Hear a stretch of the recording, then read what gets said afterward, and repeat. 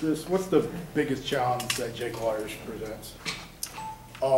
Really just being a dual threat and how smart he is as a player, and all the ways he can beat you, throwing as well as on his feet and everything. They have a lot of great receivers, and you can tell that they're really disciplined as a team.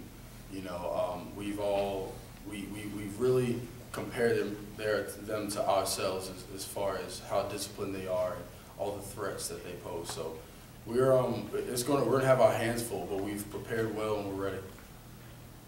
Kris, what's your approach to playing tough places on the road? Obviously, you've been there before. Do you enjoy it? I love away games just as much as home games.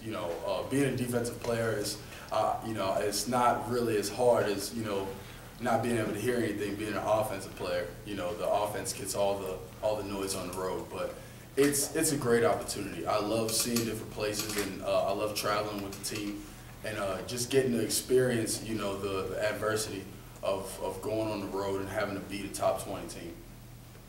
They give you a little different look in the running game with the Wildcat and some of the other stuff they do. Yeah, they do a whole lot of different things. They put a lot of people back there to try to get you a little rattled, with some Wildcat stuff, as well as the quarterback being able to run himself, and them balancing that with their drop back passes is what makes their offense so good and so efficient.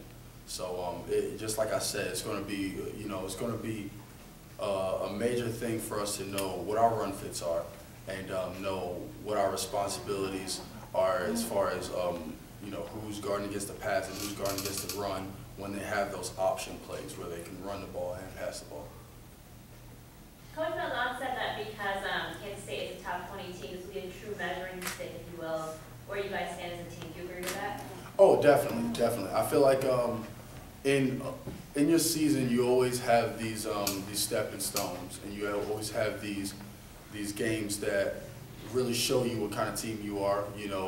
We had about three big stepping stones last year, and I felt like, like for instance, Texas A&M was one of those, and I feel like this could be one of those games as well. With how disciplined they are, and you can tell how hungry of a team they are, and their success over the past few years. They're going to come out and they're going to be amped up for this game. At home. This is a really big game for a lot bigger game than I feel like a lot of people really realize for us and Kansas State. So it's going to be a really fun game, and I feel like it's going to be it's going to show a lot about both teams. How do you feel like you played the first two games, being back at weak side linebacker? I feel like I played pretty good. Definitely room for improvement. I always feel like there's room for improvement for myself. But so far I feel like I played pretty solid. I know that my role is pretty big on this defense, and I wouldn't have it any other way. And I feel like the more I get comfortable, the better I'll be. The faster I'll be able to move around, and just the more loose I'll be able to play. And right now I'm getting at that stage where I feel like an old guy, and I feel like I can make plays on the run and make my checks, and this is the most comfortable I've been playing football. Ellis's biggest criticism of the linebackers the other day was consistency. Mm-hmm. He wants to see more of that. How can you be more consistent? Basically, just practicing hard. You're going to practice like you play, and making sure you practice hard every time you're at practice, and every step, every rep you take, in the game, will come from how focused you are at practice. And I take it to heart. It's really important to me, and I know it's really important to all the other linebackers as well. And it just shows us that how I take it is we're showing a lot of great plays, a lot of great attributes early. We're showing what we can do, different spurts of it. But if we can just hone in on those and make sure we do those every time, and make those good calls and make those big plays, and make sure our eyes are in the right place during the game and in practice, and make sure we're making the right checks and calls, we're going to be a great defense, and we're going to be a linebacker core. And, you know, personally, that's what I'm working on, and that's what I'm making sure that I have situated, and as well as all the other linebackers too. How important has the blitz been for you, the pass rush so far? Really important, really important. We have some guys that can rush the quarterback really well. I feel like our linebackers are getting even better at it. And we feel like it's a big part of our game. We feel like we can, our ability to rattle the quarterback and get him moving around in the pocket is really important. And so far we've been doing a great job with it, and I feel like all we're going to do is improve. What Coach Johnson's mentioned that you guys have struggled defending the quarterback runs. What is it you've noticed on tape, and what have you guys done in practice to help alleviate those problems? Really just having a QB spot on the guys that we know can run the ball. And, you know, for the most part, college football is evolving as far as, you know, quarterbacks being dual threats, more quarterbacks being dual threats and being able to run the ball. And, you know, just basically just giving them different looks, you know, confusing the quarterback as well as blitzing them at times, the key times when we can get them on the ground. And us understanding the game, and Coach Johnson talks about us understanding the game a lot more and knowing that this is a good situation to blitz, you know, and knowing why Coach is calling the blitz from the sideline. You know, us being smarter as players and being smarter as defense players so we can understand.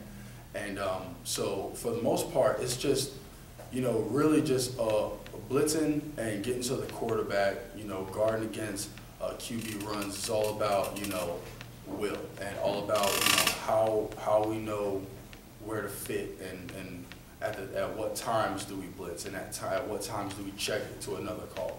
And for the most part, I feel like we're getting better with it. We're just going to keep improving. There aren't a lot of people talking about Auburn right now, and obviously you guys, you know, won the SEC last year, went to the national championship game. Do you feel disrespected at all, or do you guys kind of embrace that role?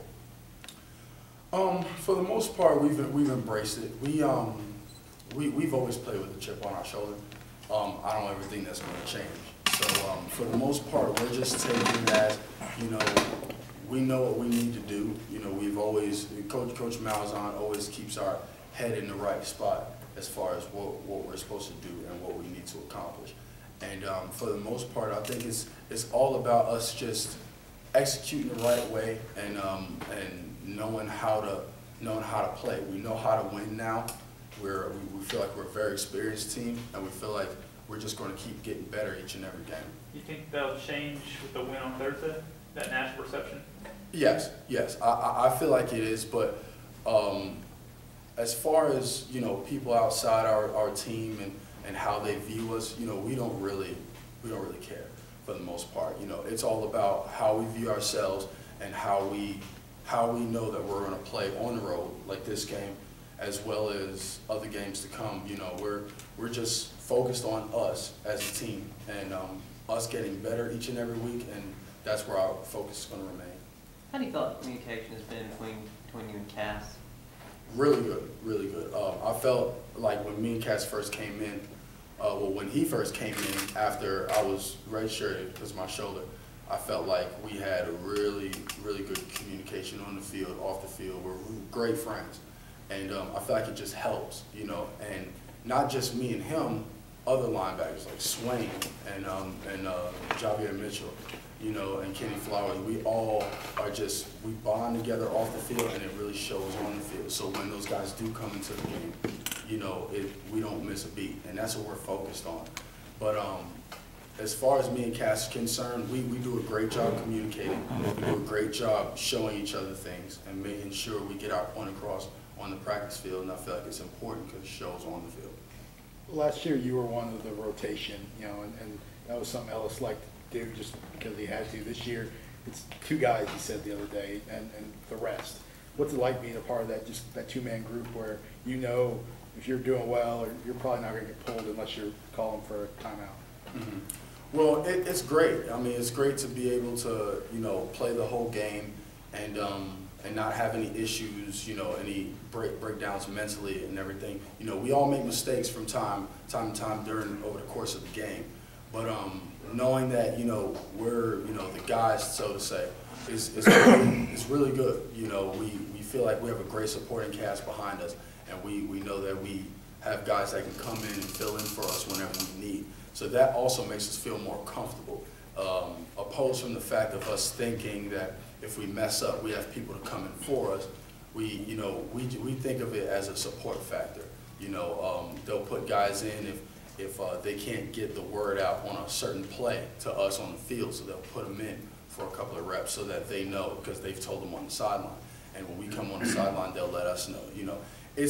It's all collectively about the team, and it's all about winning games and making sure Auburn's back at the top. Appreciate it. Thank you, Kris. That is